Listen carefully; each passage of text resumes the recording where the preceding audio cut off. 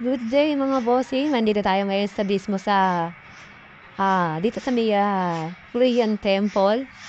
And then syempre, recapture natin o may pakita sa inyo yung magandang view. Dito mismo sa may Lulumboy, Bocaue, Bulacan. So, halit samahan ninyo ako. Sugay natin ng mismo ganda ng loob ng Korean Temple upang masasya natin yung ganda ng history o yung lugar na kung saan bakit nga ba ito itinayo? So, di na kayo, samahan ninyo ako. Ako nga pala yung lingkod, si Boss Dan TV.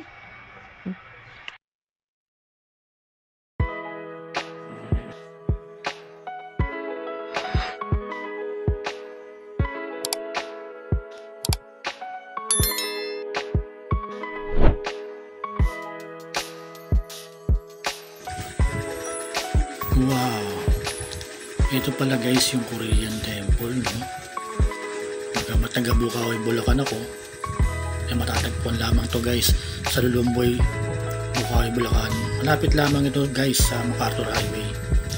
Magamat sa tagal ko dito sa Bocaue, Bulacan, ngayon lang ako mismo nakapasok dito. Kaya samahan ninyo ako, explore natin dito sa loob ng Korean Temple na kung saan napakaganda ng lugar. Kaya sana pang inaantay nyo guys, samahan nyo ako, explore natin ang ganda ng Korean Temple.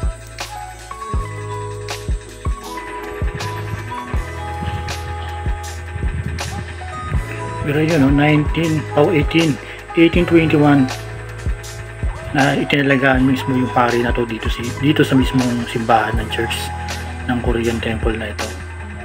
Magamat hindi man natin siya ganong kilala, Korean siya, Korean Chinese, na kung saan Korean ba o Chinese, so kayo na bahalang umintindi guys, no?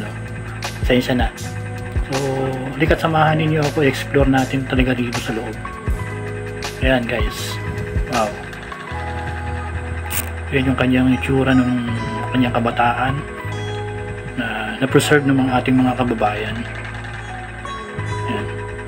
Bagamat hinandama ko yung mga tao nandito sa loob, so kasama rin natin siyempre dito yung mga caretaker, may mga bumibisita rin. Araw ng Sabado ngayon, pinagahan natin dahil siyempre mahirap na, baka pasaraduhan na naman tayo. So halika't samahan ninyo ako, saksihan natin yung ganda mismo dito sa loob ng Korean Temple.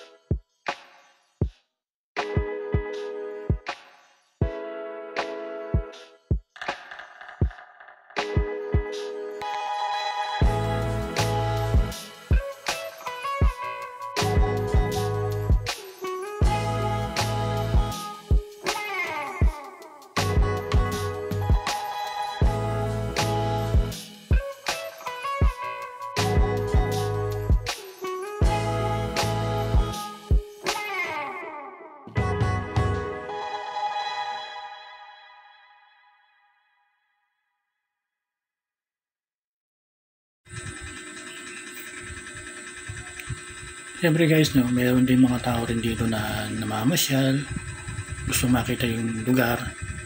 Nandito yung ating mga kababayan na nagsiselfie. Ano din naman dito guys, malamig yung lugar, tahimik. Kaya yung ating mga kababayan na siyempre ito yung magpamilya na kung saan napili nila dito sa lugar na to dahil tahimik, payapa, at sadyang talagang magagawa mo yung mga bagay na gusto mo dahil wala namang bawal dito. Bawal lang po siyempre ang magkalat. So yan yung ating mga kababayan, mga mat, ilan lang lamang sila, pero deep inside gusto nila talaga dito stay dahil malamig, tahimik, at siyempre maganda rin yung lugar.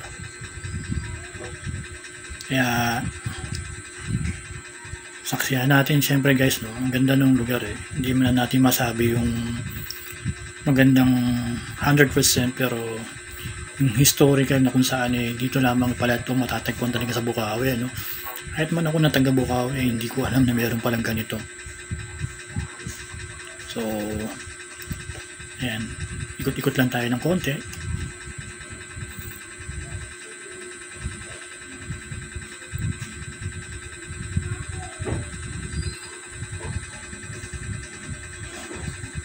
Alam ko kung ano yung building na itong nakakuha na yan, yung black na boom na yun.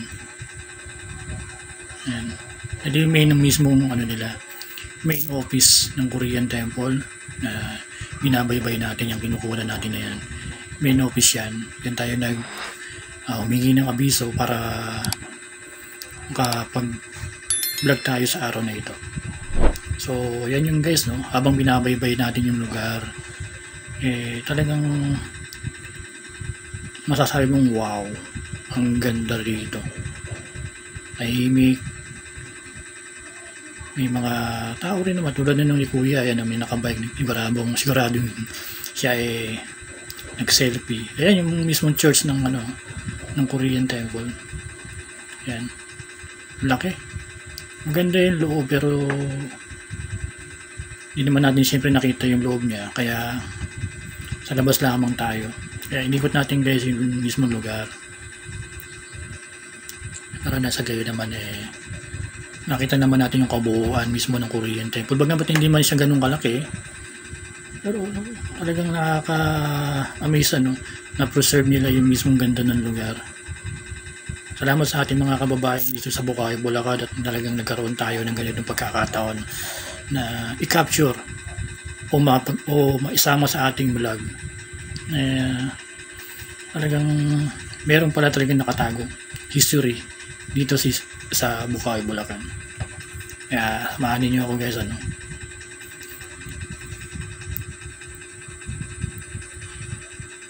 Kasi mo, yun, meron pang talagang ilog yan. Hindi ko masasabing ilog yan, hindi talagang nasasakupan ng ilog Bukawi, Bulacan. Kung napapansin nyo yan, yung tubig na yan. Bagamat syempre guys, kapag may bagyo, common na yun na talagang umaangkat ang tubig dyan. So mababa nga lang naman talaga yung lugar, pero biruin yun, napakaganda na pa rin ang lugar. Talagang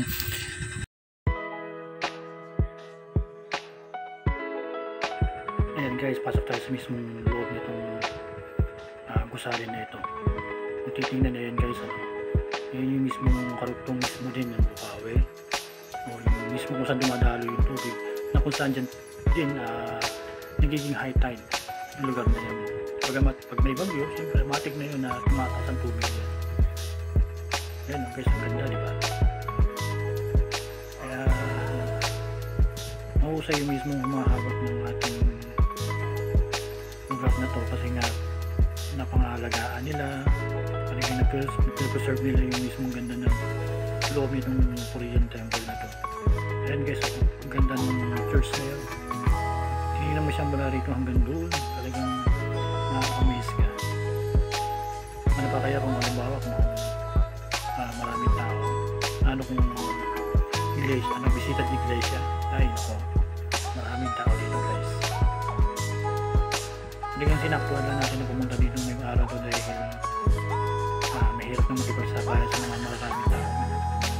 At nakiusap lang din tayo dito sa caretaker na makapasok sa loob. At syempre guys, yung mga gustong pupunta rito sa mismo ng Korean Temple, ay meron po lamang tayong entrance na babayaran na halagang 20 pesos. Ayun, pwede nyo nang magawa yung gusto nyo, selfie, yung mag-vlog.